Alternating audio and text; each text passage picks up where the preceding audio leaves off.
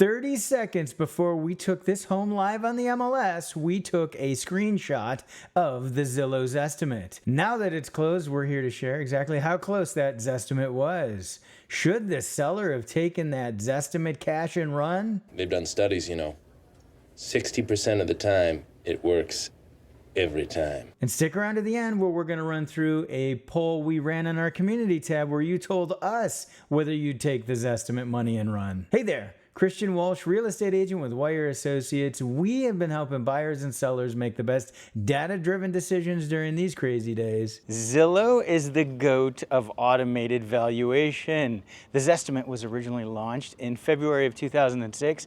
They now have enough data points in order to be able to give an estimate of value, a Zestimate, for over 100 million homes in the United States. What is an AVM, an automated valuation model? Well, it's an algorithm that essentially determines the value for a piece of real estate, and it uses various data points. There are dozens of AVMs out there. The Zestimate is just one of them, and each one has a proprietary algorithm and a proprietary use of data. Zillow has shared some of what it uses in its algorithm, and it isn't surprising. Number of beds, number of bathrooms, square footage, location. It's also going to use other comparable sales nearby, and it also incorporates market trends and seasonal changes in demand for homes as well.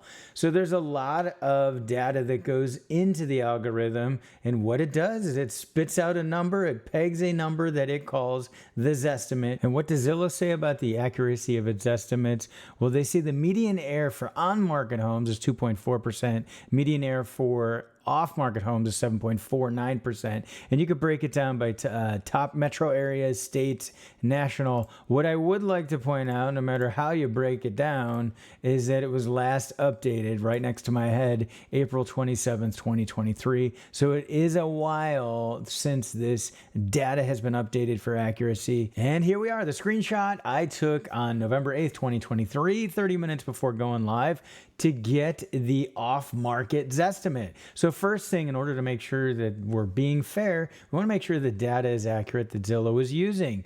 And that's the house right there. That's the front of it. And we can see the bedroom count and bathroom count are correct. Square footage is actually a little bit high. We went with a lower square footage that was accurate according to what the realist tax reports have, and also an old appraisal. We found the square footage there. What that would do, actually, the larger square footage would increase the Zestimate theoretically. So using more square footage should mean that this number is a little bit higher than what the property ultimately traded for. One important thing to note, the range down here, it's 1.44 to almost 1.7. That's a wide range. Let's see how they did. How close did they come? The number for the value was, as you can see, 1.562, 200. Should the seller have taken that dollar amount? Those who watch my channel regularly know I do like to jump in front of the whiteboard, so let's do that. So remember, our estimate was 1.562, 200 for the property. The list price was 1,749. That's a number based on running comparables and knowing what I knew about the property. I felt that was going to be a solid marketing price for the home. Final close price, 1,71500. So this means his estimate was off by about $150,000. It was approximately 9% too low. My list price was off too. I was overly optimistic slightly. I wanted to see how much I could get for my clients.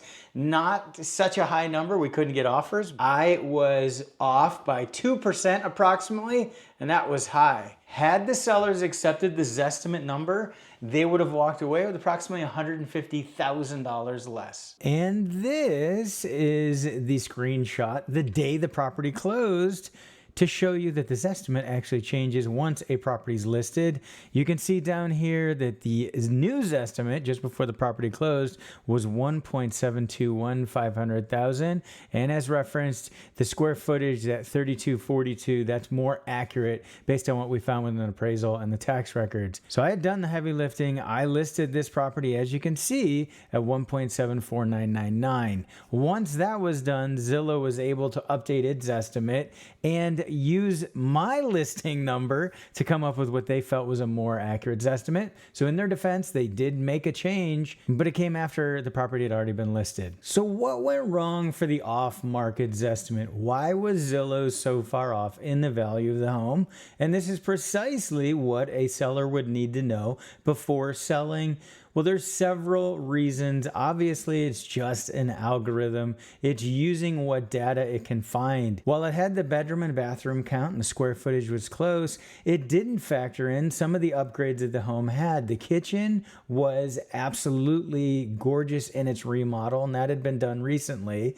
And of course, this is public data because it was done with permits, but it doesn't show exactly the upgrades in those permits. So Zillow did not have that benefit. It didn't have the benefit of going through the house to know the condition and how well maintained this home was. That was the advantage I had as the agent to go through and help determine the value. Another thing affecting the valuations of the Zestimate and other AVMs is the lack of inventory. So what this is doing, it is leading to fewer closed sales. So there are fewer data points that can be used by the algorithm to determine the current value. In addition, those data points may be farther away and not be quite as representative. Additionally, the low inventory means that there may be more competition for a particular home amongst buyers because of desirable features in that home, and there isn't much inventory out there, so they had to go ahead and buy that home. So that could lead to buyers paying more potentially for a more desirable home when there is another one that meets their needs.